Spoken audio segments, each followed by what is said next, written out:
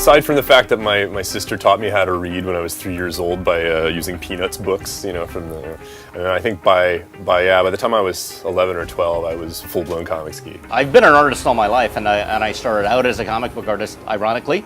I was a penciler for many years, and I started out at DC, worked for Image and Event and a whole bunch of companies over the years. So somehow I kind of transitioned into video games, and here I am. There's always been a kind of natural alignment between the sort of stories that we're telling in games and the kinds of stories that comics can do super well. You know, video games are kind of in the moment. And so character development is always a tough thing. And with comic books, it's the perfect forum for it. As far as Splinter Cell is concerned, you know, you've got this incredible, rich, elaborate, sometimes even Byzantine geopolitical world that Sam Fisher needs to navigate and sneak his way through. You know, we get a chance to see different parts of his life and his career. People have this sense that there's some history there. And even people who haven't necessarily played all the Splinter Cell games know that this is a character who has some backstory. He's been around the block a few times. When this project came about, we set out to look for artists and writers, and we basically looked for guys that we liked. In order to get the best possible product on the comics pages, we needed guys who were at the top of their game,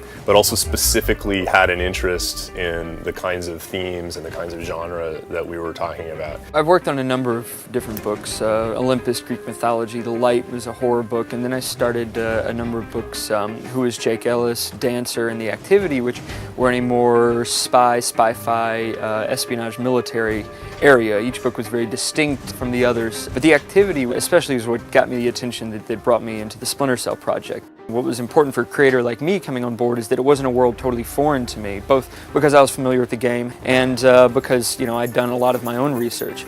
But the world was so well put together and thought out that the pieces were already there to play with.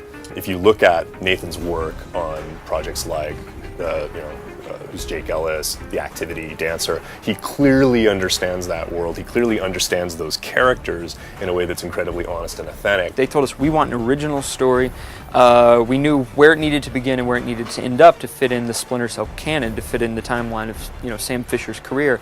But we were allowed to be creators. If you want to get a good result in terms of comics, you need to bring in a good team that you trust. You need to give them, you know, kind of the key pillars of what the franchise is about and what the characters are about, what the brand is about.